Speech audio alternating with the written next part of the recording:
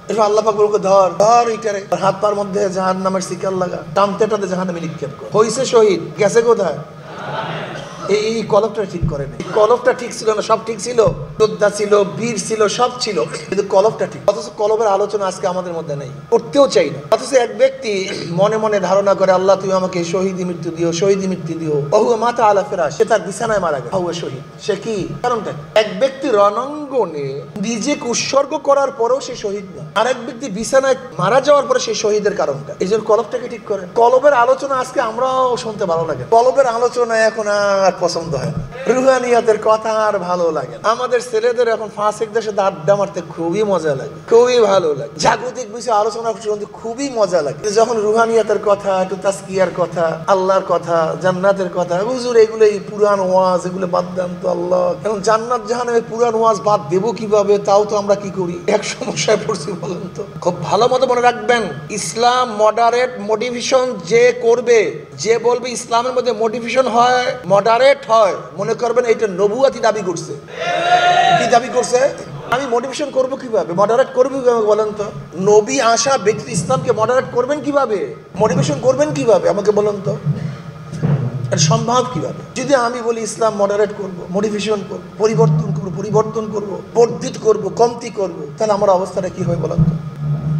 ইসলাম যেইভাবে ছিল এইভাবে আছে, এইভাবে আপনি পালন করি না সেটা আপনার, আপনি মানিয়েন না সেটা আপনার ব্যাপার। ইসলাম কি ইসলামের জায়গায় রাখেন, ইসলাম কি ইসলামের জায়গায় রাখেন। সমন্বয়ক আসছিল আমাদের অফিসে, তো একজনে বলতেছে তুমি টুপি মাথায় দিয়ে আসো নাই কেন? সমন্বয়কদের মধ্যে আর একজন সমন্বয়কে বলতেছে তুমি টুপি মাথায় দিয়ে আসো নাই কেন? আমি বলে না এখন লাগবে না। যে বলছে টুপি মাথায় দিয়ে আসো নাই কেন, আমি বলছিলাম কি থাক এখন লাগবে না, এই কথা বলছিলাম না। যে ব্যক্তি বলছে টুপি মাথায় আসো নাই কেন, সে বলছে হুজুর এতদিন পরে বুঝলেন। আমি আগেও বুঝছি কিন্তু আপনি বুঝেন নেই, এতদিন পরে বুঝলেন, বুঝেন নেই যে আমরা বলছি টুপি অত লাগে না, দাড়ি টাড়ি অত লাগে না। আমরা যেটা আগে বুঝছি এইটা আপনারা অনেকদিন পরে বুঝলেন। আমি বললাম আমরা অনেক আগে বুঝছি, তুমি ভালো মতো বুঝো নাই। আমি বলছি তা আর কি, শোনেন।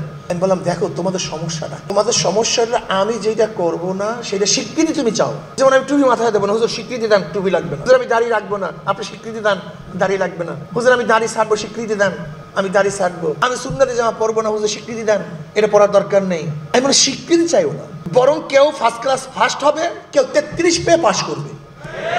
তুমি এইটা মনে করো, তুমি আমাদের স্বীকৃতি নিচ্ছ কেন, নিতে চাও কেন? যে যত বেশি আমল করবে তার মান মর্যাদা তত বাড়তে থাকবে, যে যত কম আমল করবে তার মান মর্যাদা তত কমতে থাকবে, যে যত মার্কস বেশি পাবে তার মর্যাদা তত বাড়তে থাকবে। ন্যাক একটা মর্যাদা, ওটা মার্কস। যে যত বেশি ন্যাক করবে তার মর্যাদা বাড়তে থাকবে। কিন্তু তোমাদের অবস্থা হলো এই, তোমরা বলতে চাও যে আমি পর্দা করবো না, কাজে স্বীকৃতি দিয়ে দেন যে পর্দা লাগবে। তোমাদের সমস্যাই একেবারে কথাটা তার হৃদয়ে লাগছে।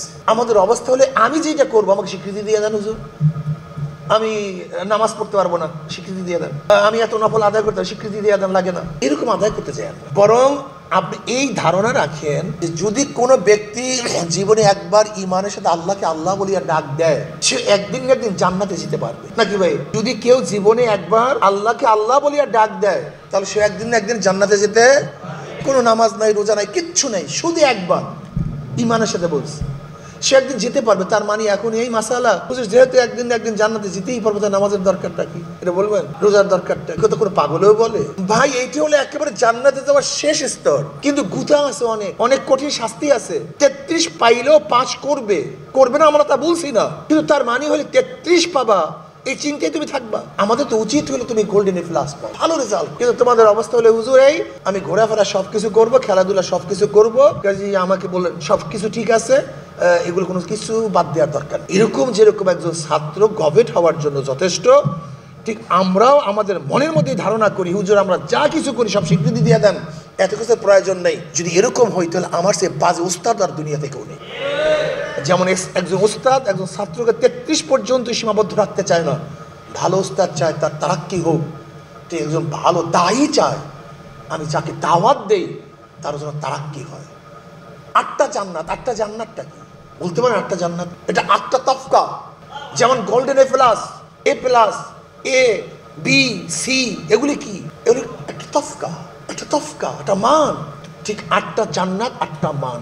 8টা জান্নাত মানে 8টা মান। নবী আলাইহিস সালাতু ফরমান এক একটা মানের মধ্যে আরেকটা মানের পার্থক্যটা কি? নবী আলাইহিস সালাতু ফরমান এক জান্নাত এবং আরেক জান্নাতের পার্থক্য আসমান এবং জমিন যেইভাবে পার্থক্য, এইভাবে পার্থক্য।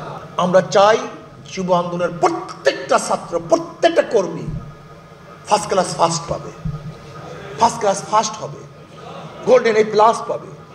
তার নিজেরা সংশোধন হওয়ার ভিত্তিতে এই জাতিকে সংশোধন করবে। রুহানিয়াত ও জিহাদের সমন্বিত প্রয়াস ভুলবেন না। জোয়ারে গাও ভাসায় দেন না, জোয়ারে গাও ভাসায়েন না। জোয়ারে গাও ভাসাবার দল ইসলামী আন্দোলন বাংলাদেশ না। এরা হকের উপরে থাকে, যেখানে হক আছে সেখানে তারা আছে, যেখানে হক নেই সেখানে তারা নেই। মনে রাখবেন, আল্লাহ না করে যদি শুধু ক্ষমতার পাগল হন তাহলে আদর্শ নীতি ঠিক রাখতে পারবেন না। যদি আদর্শ নীতির পাগল হন, আজকে হোক কালকে হোক, একদিন ক্ষমতা জিতেই পারবেন ইনশাআল্লাহ।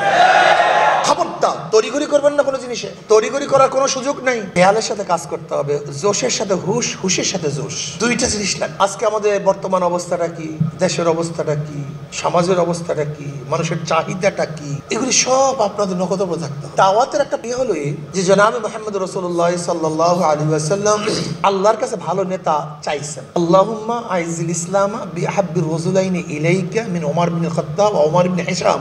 মাওলায় দুই ওমরের মধ্য থেকে এক ওমরের মাধ্যমে ইসলামকে শক্তিশালী করে। তার মানে ওমর আসার আগ পর্যন্ত ইসলাম ছিল দুর্বল। তার মানে ইসলাম দুর্বল হওয়ার কারণটা, যতদিন পর্যন্ত ইসলামের মধ্যে দুর্বল লোকগুলি ছিল ততদিন ইসলাম দুর্বল ছিল। যখন ইসলামের মধ্যে শক্তিশালী লোকগুলি আসছে তখন ইসলাম শক্তিশালী হয়েছে। তার মানে সমাজের শক্তিশালী মানুষগুলি যখন ইসলামের মধ্যে আসবে তখন ইসলাম শক্তিশালী। আর যখন সমাজের মধ্যে শক্তিশালী লোকগুলি ইসলামের মধ্যে আসবে না তখন ইসলাম কি হবে? দুর্বল হবে। নবী আলাইহিস সালাম কি বলেছেন? আন-নাসু মাআদিনু কামাআদিনিজ যাহাবি ওয়াল ফিদ্দা খায়রুন ফিল জাহিলিয়াতি খায়রুন ফিল ইসলাম ইযা ফাকিহু। বুখারীর মধ্যে রওয়ায়াত আছে, মানুষগুলি সোনা এবং রূপার খনির ন্যায় খনি। এদিকে তাকাই, মানুষগুলি সোনা এবং রূপার খনির ন্যায় কি ভাই? খনি। এরা খনি, সোনা এবং রূপার খনির ন্যায় খনি। খায়রুন ফিল জাহিলিয়াতি খায়রুন ফিল ইসলাম, যারা ইসলামের যুগেও, বেঈমানি যুগেও, জাহিলি যুগেও যারা উত্তম, ইসলামের যুগে তারাই উত্তম। ইজা ফাকিহু, যখন তারা দিন শিক্ষা অর্জন করে, দিনদার হয়, দিন বুঝে, দিনের সমজ যাদের মধ্যে আসে।